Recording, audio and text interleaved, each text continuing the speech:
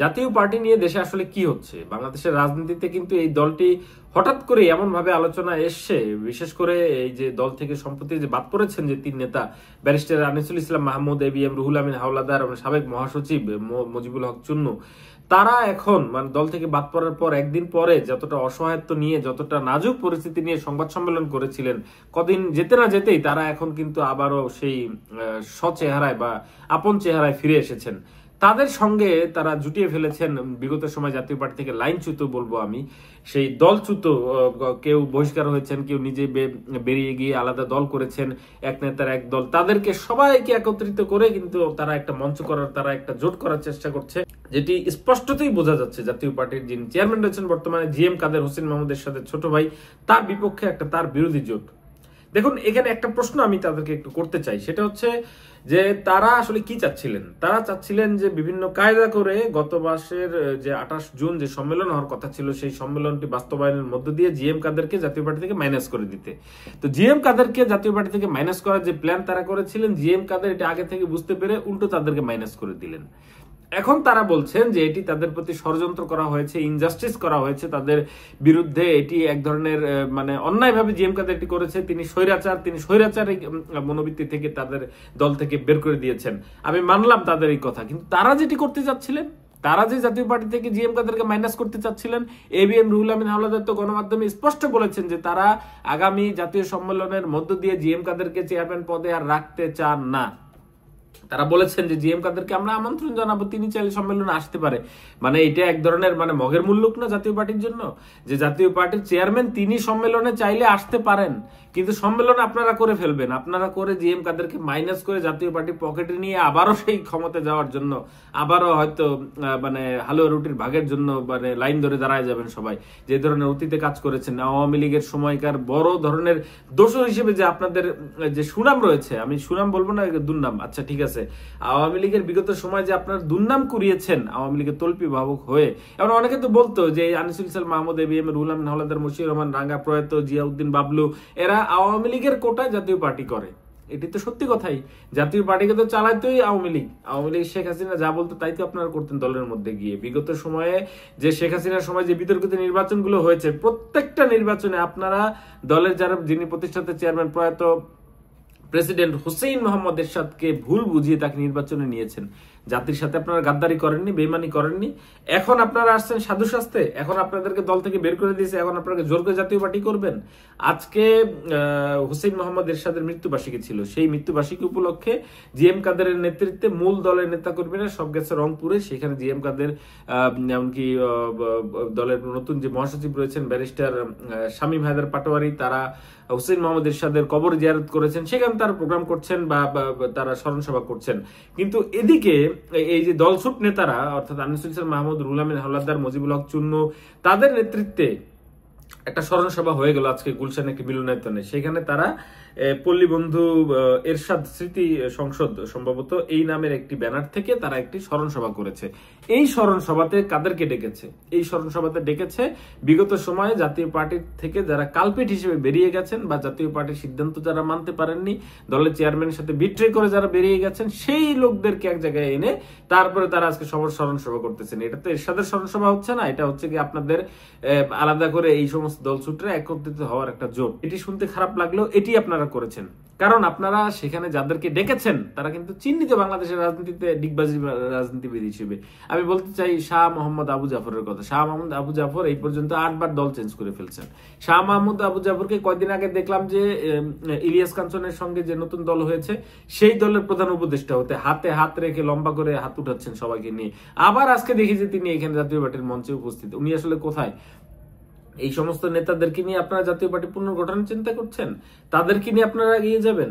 আচ্ছা আসুন আমরা একটু দেখি যে এখানে এই আনিসুল ইসলাম মাহমুদ, রুহুল আমিন হাওলাদার, মুজিবুল হক চুন্নু ছাড়া আরো কারা কারা ছিলেন। এখানে আরো যারা ছিলেন তাদের মধ্যে উল্লেখযোগ্য হচ্ছে কাজী ফিরোজ রশিদ। উনি কি? উনি এখন জাতীয় পার্টির যে রওশনের যে পক্ষটি রয়েছে, রওশন এরশাদকে, উনি একজন অসুস্থ মানুষ, উনি এরশাদের সহধর্মিনী, সেই ভদ্র মহিলাকে সামনে রেখে উনি হয়তো জানেন না কি হচ্ছে, ওনাকে সামনে রেখে আপনারা ভাগ করলেন। সেই ভাগের নির্বাহী চেয়ারম্যান কাজী ফিরোজ রশিদ, উনি এসে মানে এই দলছুটদের সাথে যোগ দিয়েছেন। আচ্ছা ভালো কথা। আরো কারা কারা ছিলেন? যে জাতীয় পার্টি থেকে অনেক আগে বেরিয়ে গেছেন, মন্ত্রী হয়েছেন, নিজে দল করেছেন, সেই জেপি অর্থাৎ সাবেক মন্ত্রী এবং জাতীয় পার্টির জেপি চেয়ারম্যান আনোয়ার হোসেন মঞ্জু থেকে শুরু করে জাতীয় পার্টির যে কাজী জাফর থেকে শুরু করে জাতীয় পার্টির যে মতিনের অংশ সেই দলের নেতাকর্মীরা এখানে যোগ দিয়েছেন।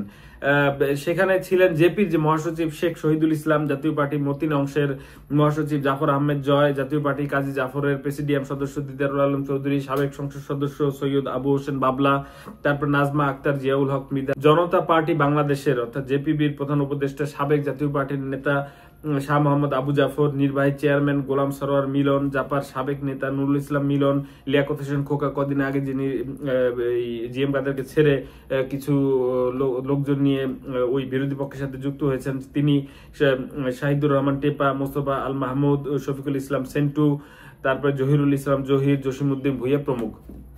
এর মধ্যে যেটি বলছিলাম লিয়াকত হোসেন খোকা, তার নামটি কিন্তু মহাসচিব হিসেবে ছিল, অর্থাৎ শামীম হায়দার পাটোয়ারির পরপরে কিন্তু তার নামটি শোনা যাচ্ছিল।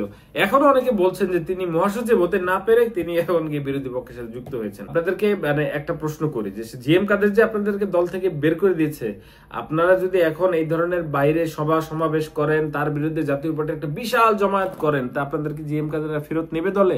জিএম কাদের যদি ফেরত না নেয়, আগামী জাতীয় সংসদ নির্বাচনে আপনারা কোন প্রতীক নিয়ে নির্বাচন করবেন? আপনারা স্বতন্ত্র মানে যদি আপনার হ্যারিকেন মার্কে নিয়ে নির্বাচন করেন, কিংবা আপনি ধরেন কলা গাছ মার্কে নিয়ে নির্বাচন করেন, আপনাদেরকে লোকজন ভোট দিবে?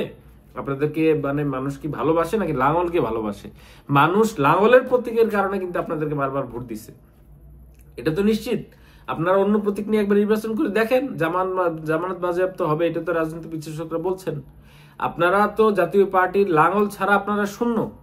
তাহলে এখন যে বিভেদটি দলের মধ্যে আপনারা নতুন করে সৃষ্টি করছেন, এখন কি জিএম কাদের বিরুদ্ধে যে মানে যে পক্ষ দাঁড় করানোর চেষ্টা করছেন, এটি দলের বিরুদ্ধে ষড়যন্ত্র না? আর একটা কথা আমি একটু বলতে চাই, সেটা হচ্ছে বিগত আওয়ামী লীগ সরকারের সময় দোষর হিসেবে যেই নেতাদের নাম সামনে আসে, জাতীয় পার্টির যেই নেতাদের নাম সামনে আসে, যারা ওই সময়কার হালুয়া রুটির ভাগের জন্য সর্বশ্রেষ্ঠ তালিকায় রয়েছেন, এবং তালিকায় শুরুর দিকে রয়েছেন সেই আনিসুল ইসলাম মাহমুদ, এবিএম রুহুল আমিন হাওলাদার, মজিবুল হক চুন্নু, বারবার মন্ত্রী হয়েছেন যে শেখ হাসিনা সরকারের মন্ত্রিসভায়, তারপরে এই যে আবু হোসেন বাবলা, তারপরে আপনি এই যে কাজী ফিরোজ রশিদ, এদের কথা মশিউর রহমান রাঙ্গা তো এখন মানে কি একটা অভিমানে, এটা তার একটা হয়তো কৌশল হতে পারে।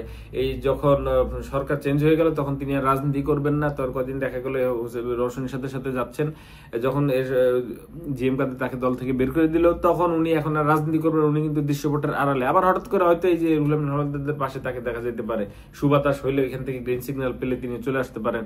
আমরা যতটুকু শুনতে পাচ্ছি রুহুল আমিন হাওলাদারদের এই পক্ষের সূত্রে, যে তারা নাকি মানুষকে ফোন করে বলতেছে যে তারা এখন মানে সব মানে যে পক্ষের সাথে সমঝোতা করলে নির্বাচনে যাওয়া যায় সেই পক্ষের সাথে সমঝোতা হয়ে গেছে, তারা প্রতীক পাচ্ছেন, তারাই ভোটে যাচ্ছেন, তারা এমপি হচ্ছেন, মন্ত্রী হচ্ছেন, সবই হয়ে যাচ্ছেন তারা। কিন্তু একটা কথা মনে রাখবেন, বাংলাদেশের মানুষ যদি সুষ্ঠুভাবে ভোট দিতে পারে, অন্তত আওয়ামী লীগের দোসর হিসেবে এই আনিসুল বলুন, রুহুল বলুন, কিংবা এই চুন্নু বলুন, তাদেরকে মানুষ বেছে নেবে না, এটি নিশ্চিত করে বলা যায়।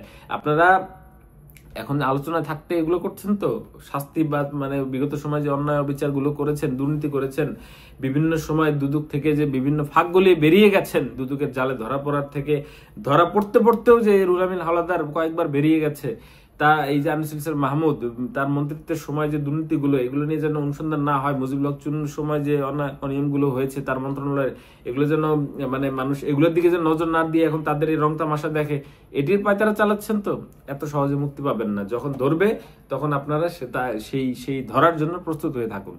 আপনারা যেটি করছেন, জাতীয় পার্টি ভেঙে যে বেরিয়ে যাচ্ছেন, এখন কি জিএম কাদের বিরুদ্ধে ষড়যন্ত্র করছেন না আপনারা?